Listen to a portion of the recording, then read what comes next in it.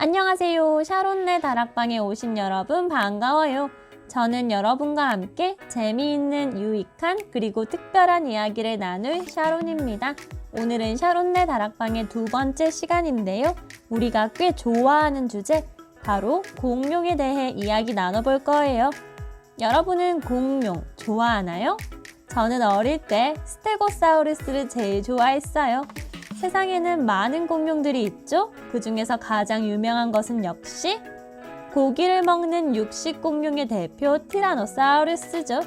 풀을 먹는 초식 공룡에는 아파토사우루스, 트리케라톱스도 있고요. 이것 말고도 공룡의 종류는 다양해요. 하늘을 나는 프테라노돈, 물속을 헤엄치는 모사사우루스도 있죠. 와우, I love that! 그런데 여러분, 우리가 보는 성경에서도 공룡의 흔적을 찾을 수 있다는 거 알고 있나요?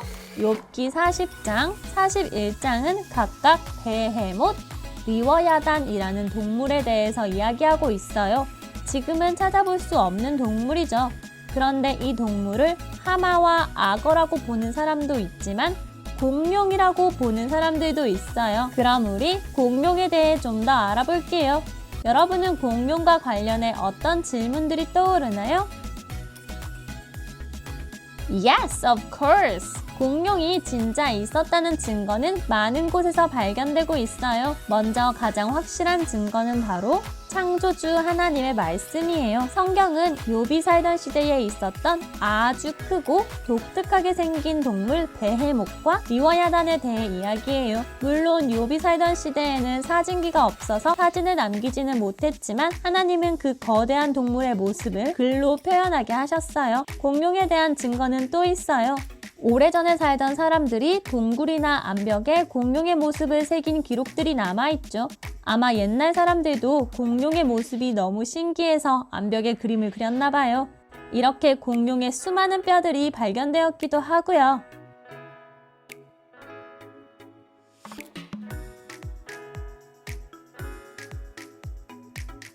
하나님은 세상의 모든 동물을 말씀으로 창조하셨어요. 공룡도 당연히 포함해서 말이죠. 와우, amazing! 공룡이 방주 안에 있었다고 상상해 보세요. 정말 멋진데요? 분명 공룡도 방주에 탔을 거예요. 성경에 의하면 노아는 살아있는 생물들, 땅의 짐승이나 하늘의 새도 방주에 태웠어요. 하지만 당시 그 누구도 공룡이라는 말은 사용하지 않았어요. 왜냐하면 공룡이란 이름은 1841년, 그러니까 지금으로부터 180년 정도 전에 처음으로 사용되었거든요. 영국의 생물학자 리처드 오원이 매우 독특하게 생긴 동물의 뼈를 보고 새로운 이름을 지었기 때문이에요. 그게 바로 공룡, 영어로는 dinosaur, 즉 무서운 도마뱀이라는 뜻이에요. 어쨌거나 하나님께서는 모든 동물을 암컷, 수컷 한 쌍씩 방주에 넣으라고 하셨으니 공룡도 종류대로 암컷, 수컷 방주에 들어갔겠죠?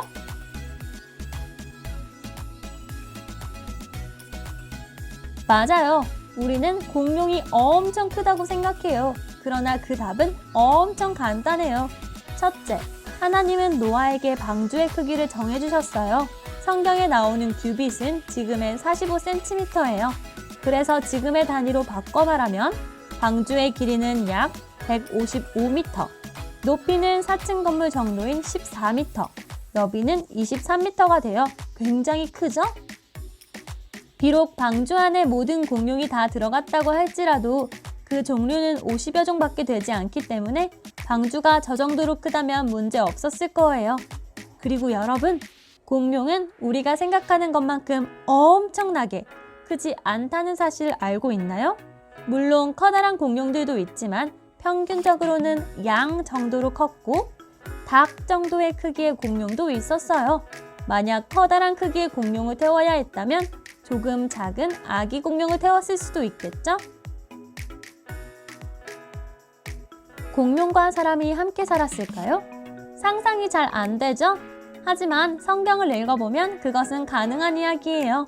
하나님은 공룡을 포함한 땅의 짐승들과 사람을 한날에 만드셨어요. 공룡은 노아의 시대부터 노아의 방주에서도 그리고 홍수 후에도 사람들과 어울려 살았어요. 다른 동물들처럼 말이에요. 그리고 성경에서 욥기는 특별히 공룡을 상상케 하는 동물의 모습을 기록하기도 했죠. 그런 면에서 공룡은 욥의 시대에도 함께 살았을 거예요. 저는 아직 살아있는 공룡을 본 적은 없어요. 실제로 살아있는 공룡을 본다면 정말 멋지겠죠? 공룡은 분명 세상에 있었지만 거의 다 죽고 사라졌어요. 하지만 어쩌면 사람들이 다니지 않는 깊은 정글 속에 아직 남아있을지도 모르죠? 이건 캄보디아의 앙코르와트에 새겨진 조각이에요. 어때요? 스테고사우루스가 보이나요? 그런데 이 앙코르와트는 800년 전에 지어진 것으로 추정되고 있어요. 겨우 800년 전의 말이에요.